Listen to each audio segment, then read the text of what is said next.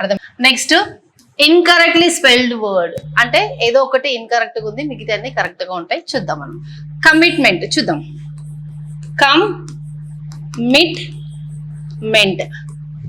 ఇది ఉందా చూద్దాం. కమిట్మెంట్ గుర్తుపెట్టుకోవడానికి చెప్తున్నా నేను. అంటే ఇప్పుడు మనకి 2 Mలు వచ్చాయి, కమిట్మెంట్ లో 2 M's వచ్చాయి. కమిట్ ఒకటే టీ వచ్చింది, 2 T's రాస్తాం మనం జనరల్ గా, కానీ 2 T's కాదు, ఒకటే టీ. అందుకని మీకు ఇలా ఎలాబొరేటెడ్ గా చూపిస్తాను. కమిట్మెంట్ అంటే ఇది కరెక్ట్, అంటే ఆన్సర్ కరెక్ట్ కాదు, స్పెల్లింగ్ కరెక్ట్. EMBARRASSME అంటే ఎంబారస్మెంట్. ఎంబారస్ డబుల్ ఎస్ రావాలి ఇక్కడ. ఎంబారస్మెంట్ ఎక్కడ చూడండి.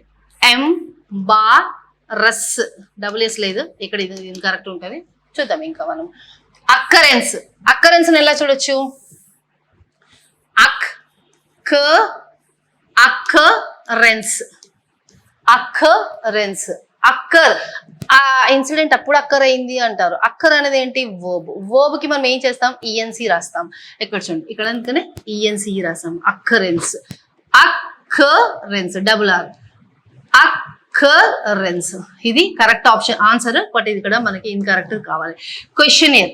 ఈ క్వశ్చనియర్కి వచ్చినప్పుడు ఇక్కడ చూడండి, క్వశ్చన్ ఇది క్వశ్చన్ కదా, ఈ క్వశ్చన్ కి మళ్ళీ NAIRE పెట్టాలి, క్వశ్చనియర్. అదే బిలేనియర్ అన్నారు అనుకోండి. ఇప్పుడు బిలేనియర్ అన్నారు అనుకోండి, బిలియన్ AIRE.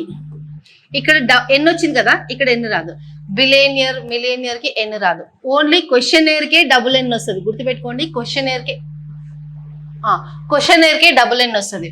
ఇక్కడ ఓన్లీ 1 ఎన్. ఇంకొకటి మిలేనియర్ ఉంది అనుకోండి, మిలియన్ తర్వాత AIRE మిలేనియర్. రైట్. సో ఇది కూడా రైట్ ఆన్సర్. అంటే మన రాంగ్ ఆన్సర్ ఇది, ఇన్కరెక్ట్ కదా, అంటే ఇది రైట్ ఆన్సర్. అదే కదా మనకు. Next question, she is sitting dash the chair. ఇక్కడ ఆప్షన్స్ ఉన్నాయి, ఇందులో ఏదో ఒకటి రైట్ ఆప్షన్ ఉంది. Please let me know what is the right answer for this question. Thank you. Have a nice day.